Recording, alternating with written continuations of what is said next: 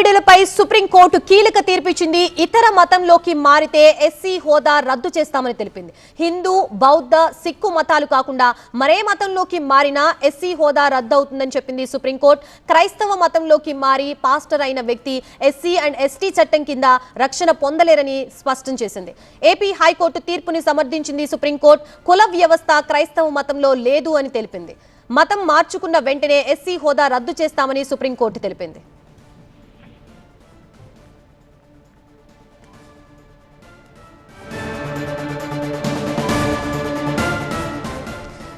మత మార్పిడులపై సుప్రీంకోర్టు కీలక తీర్పు వెలువరించింది. దానికి సంబంధించిన పూర్తి అప్డేట్స్ తో మా బ్యూరో చీఫ్ గోపి సిద్ధంగా ఉన్నారు. గోపి, సుప్రీంకోర్టు తీర్పు ప్రకారం పూర్తి డీటెయిల్స్ ఏంటి? ఇతర మతంలోకి మారితే ఎస్సీ హోదా రద్దు చేస్తామని చెప్తున్నారు. డీటెయిల్స్ ఏంటి?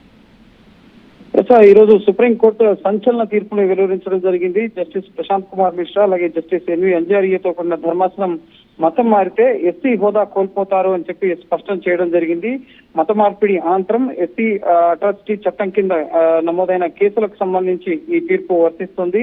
ప్రధానంగా ఇటు ఎస్సీలు హిందూ అలాగే బౌద్ధ మతం, సిక్కు మతాలు కాకుండా మరే మతంలోకి మారినా కూడా ఎస్సీ హోదా రద్దు అవుతుందని చెప్పి ఇటు సుప్రీంకోర్టు స్పష్టం చేయడం జరిగింది.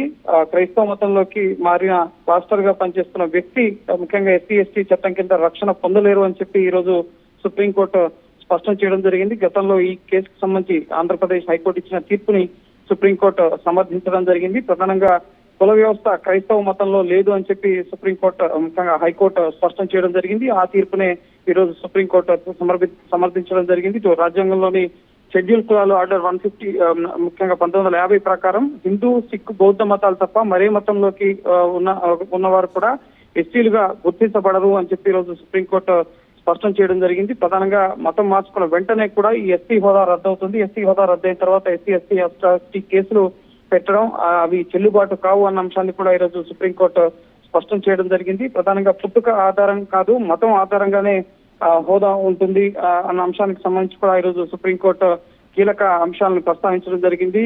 ముఖ్యంగా ఇటు క్యాస్ట్ సర్టిఫికేట్ రద్దు కాకపోయినా ఎస్సీ ఎస్టీ చట్టం వర్తించదు. ముఖ్యంగా ఒకసారి కులంలో ముఖ్యంగా మత మార్పిడి చేసుకున్న తర్వాత ఎస్సీ ఎస్టీ సర్టిఫికేట్ ఉన్నా కూడా అది వర్తించదు అని చెప్పి ఈరోజు సుప్రీంకోర్టు స్పష్టం చేయడం జరిగింది.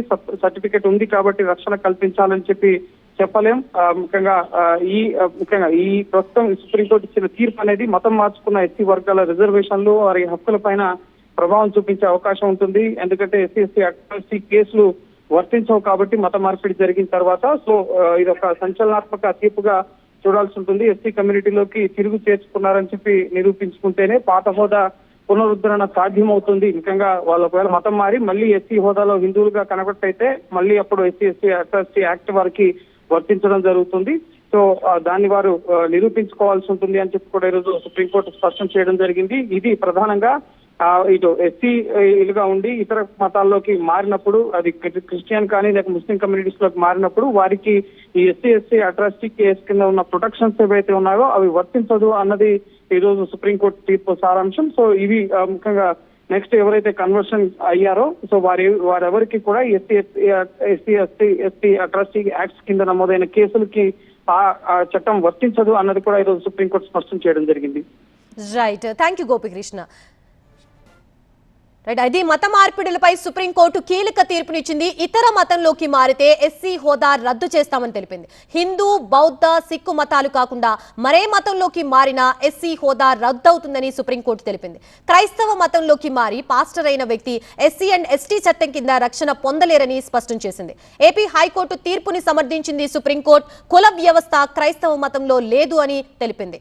మతం మార్చుకున్న వెంటనే ఎస్సీ హోదా రద్దు చేస్తామని సుప్రీంకోర్టు తెలిపింది.